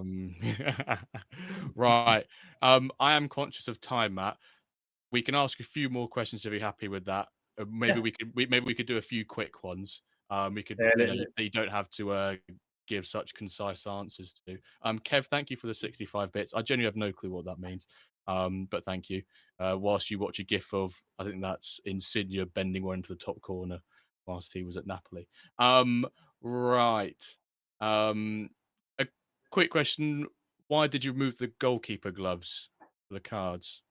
That's one of the questions come up. But it was more regarding the process of generations. It was otherwise we would need to have two different process, and Mhm. so here it was making it easier. I think it's. Um, I don't know if they like what's in real life if they are always like with their gloves or maybe not always. So I think we thought it was not a big deal to have them not with the gloves. Yeah. Okay. I think obviously, yeah, some pictures, some people have them, they might hold the ball or might have them in front, or a lot of players sort of hands behind their back sort of thing. I guess it depends on the Yeah. level of the shot here. We've got sort of, that midway of the torso upwards, where a lot of players have their hands down by their side. A lot of people are saying he looks like a strong man, bodybuilder who skips leg day, maybe, is what that player looks like. Um, a couple of people asking about when some of the reward packs are going to get replenished, which I think is quite a funny one. The 85, 89 rated packs. People Yeah, are I asking think. any news on them. Yeah. I think we are going to replenish that tomorrow. Gosh, I don't know if the commons have been replenished. Normally they should have been, but I'm not sure. I think the comments are replenished. I think while I was looking at them earlier, when people were asking the Yeah. question about them, the comments were still there. So But yeah, I think it's more like what was complex for the 80, 85, 89 is that we need to mint more, and so in this case it will be the first time that we mint really with the new process, because before we had we minted the old image, like every player at the moment has the old image, and then from this old from the player that is minted we were creating another image, and so that's how it works. But now we are going to do the process in a different way. The minting process has changed, so we will need to use the new one. And so, of course, when we use something new, we need to be extra careful that everything is fine, etc. So mhm. that's basically why it was a bit more complex. Yeah. Okay, good answer. Bastos, thank you very much for the Prime sub. Zutut's given me some Twitch knowledge. 1 bit is 1 cent, basically. There we go. Gaining knowledge every day. Um, One here from Aaron. The clubs went low in price this season in the previous years. Do we think Flint will make this worse? I guess this sort of sounds like a supply and demand question. And is there a cap on divisions in plans of the team? I guess that second part is saying, is 10 a nice round number, or do you like numbers greater than 10? Or, Yeah, I think. or No, I think for us, we always want to keep the opportunity to have more to grow this pyramid in the world division if we need to. I don't want us to say it's a final and there won't be any more division, because you never know what's going to happen. Maybe at some point it will be very needed, etc. So we want still to be flexible to have that. Um, but I think the idea would be like to have the probably at some point the regional one that are at the same time as the Flint one. Still, while there's still some Flint available, to have the regional one, and so that could be like two different entry points for the users, with the regional clubs being less expensive. Mhm. Um, and what was the first question? It was basically about the the price of clubs, and I think it's basically around, obviously there's more, when you add an extra tier to the pyramid, you sort of double the pyramid size in terms of quantity, and is, obviously they're $80, but the prices drop below that because of supply. Is that, Yeah. I guess you guys never really consider that. That's just natural market supply and Yeah, demand, and it equals itself out, and that sort of yeah, goes. we think it's natural market. It was the case with ice. It was the case with stone. It was the case Yeah, with glass. yeah. But what we want is that we, like, at least for the world, we think it will be always $80, Mhm. um, or it can increase. But we don't really want to decrease that. I think, but that can change. But because we want to avoid to devaluate the value of all the other club. Because Yeah. if tomorrow we say, okay, now a Flint club is $20, who will buy on the secondary market a nice one or a spark one? Because yeah, you say, okay, you just pay $20, maybe you buy 3 clubs, and then you're sure to go up the next you can go up the next season, and so that's not really worth it. So that's why also we don't want to do that. We think also of the value of the players, of course, but also of the clubs. Yeah, I mean, I can remember when probably ice or even the back end of stone. Some club prices I feel at times even dip below like $60, for example. And there's some people like Trust the Process who goes, "Oh, if a club drops below this price, I'm going to pick it up." And he goes, "No, I won't get another one." Then he says, "Oh, I've just bought 10 in an hour." Oh, silly me, won't tell the wife. Yeah. Right, the penultimate question, which I think is quite a nice one to, uh, and you did speak about this actually in the Paris meetup when we asked about the community demographics. And one would have said, "Would love to hear about the community demographics quickly, if possible. I'm on the MFL French Discord, and the French seem to be a bit outnumbered now." And I think you were able to give us some more info around that about which Yeah. sort of demographics are the biggest in the community right now. Do you want to expand on that a bit and say it again? Yeah, I think it's funny because the community and the demographic has evolved a lot. I think at the very beginning in June 2022 when we did our first drop, and 2022, 2023, something like that. I think it was really like the majority of the users were from the US and Canada. So probably was probably 50 or 60% of the users Oh, wow. from the US, I think. I would say like that. I don't have the exact figures, but I think that was something like that. Yeah. Um, After we started a bit when we started translated the website, we saw a strong increase of Italian because we had an influencer, Lamela Raj. Bro. Yeah. No, but an Yeah, yeah, Italian community that started to grow, and then after that, the French community then started to really take over. Also, I think that mm, it was for us, it was easier to because our marketing strategy for the moment has always been with to contact influencer or very micro nano influencers and to start to try to partner with them. And so I think it was easier for us to create connections with people that were we spoke the same language. There is also sometimes the French pride that where you want to support like a French project. So it was yeah. really much easier to create connections. So I think that's why like the French community grow. And but now I think the top country in terms of number of users is the UK. Yeah, baby. And I think there's a lot of reason for that. I think Nepenthes is not is probably one Not of a the main small factors. influencer. No, but Is Nepenthes has brought a lot of his community and some users from the UK. We have a lot of partners like that. Work the space also, Mhm. Queenie. So there's a lot of people. You guys, the Rumble pod guys, etc. So there's a very active community in the UK, and so yeah, that would probably mean that we need to do A an meetup event. in. Yes, yes. I like where you're going with that one, Matt. I like where you're going with that one. Um, right, and then I guess my last question, I'm gonna say on behalf of everyone here.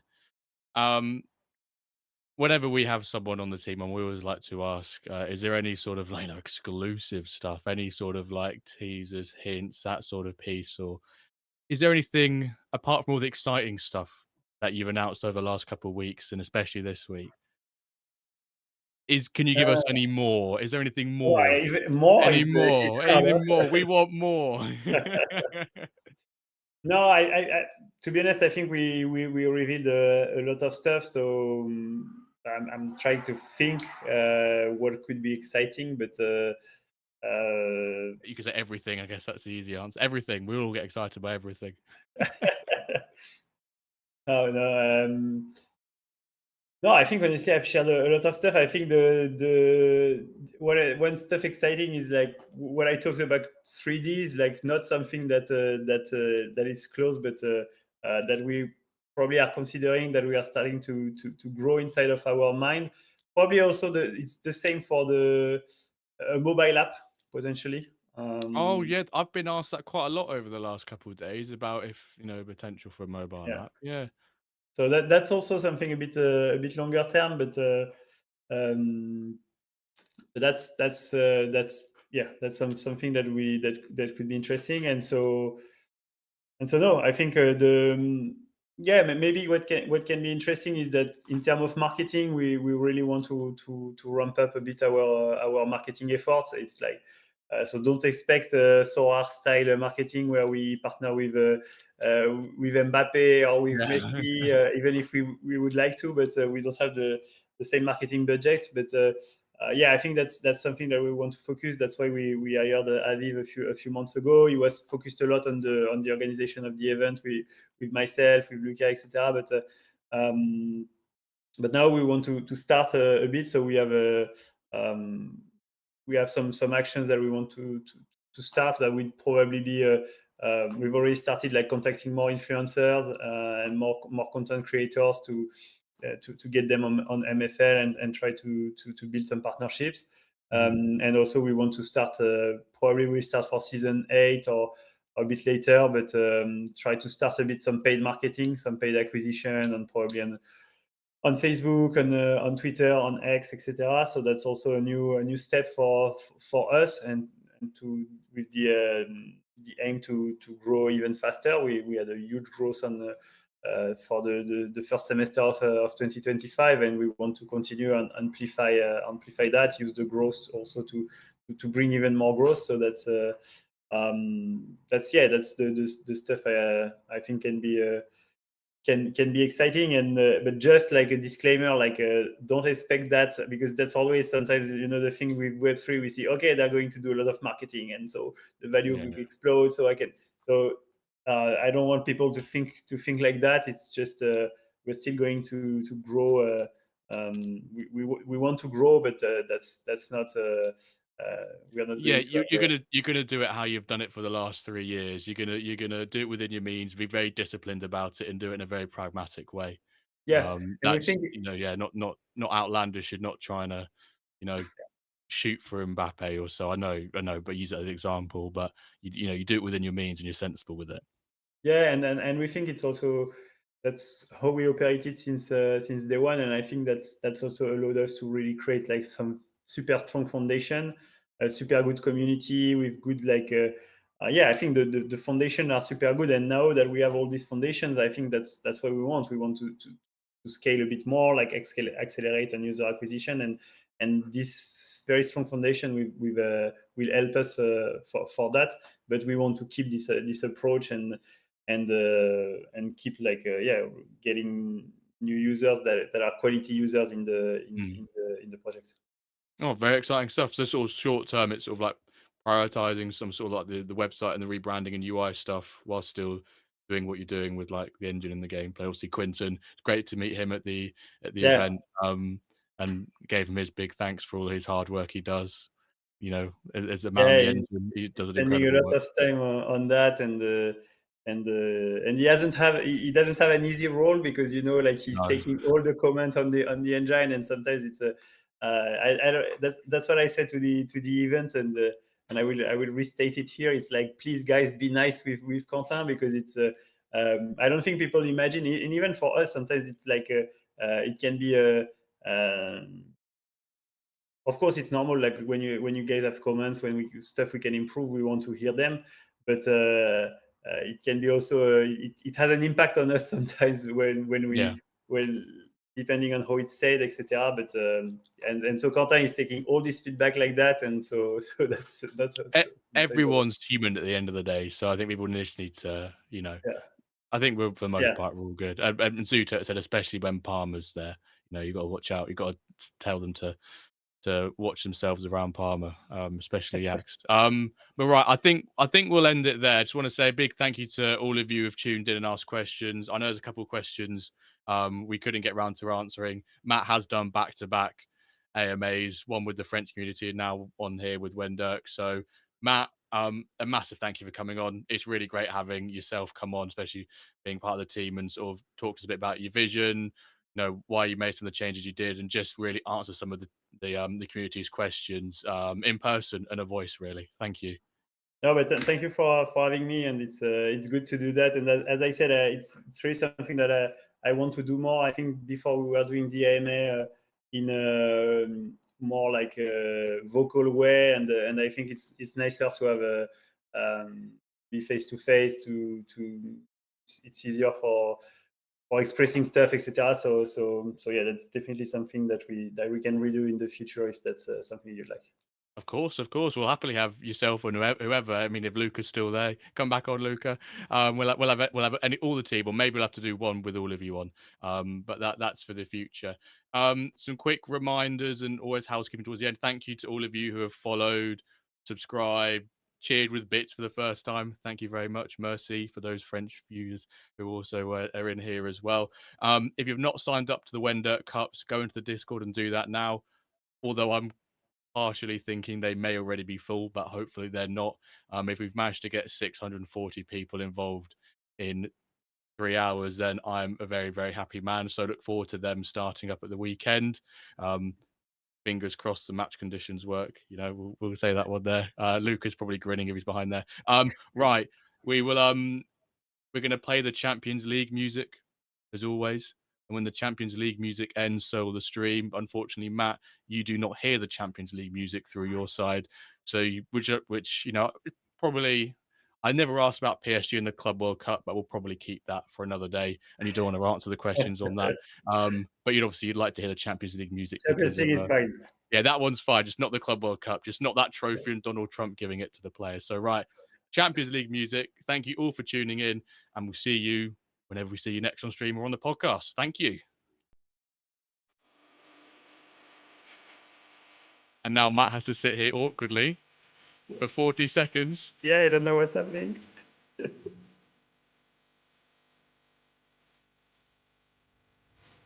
Club World Cup is a second tier tournament anyway. Exactly. It's not a real tournament. Yeah. Yeah. Matt could sing along. If only he knew. If he starts singing it, we'll try and sing it. Basically there. The champions.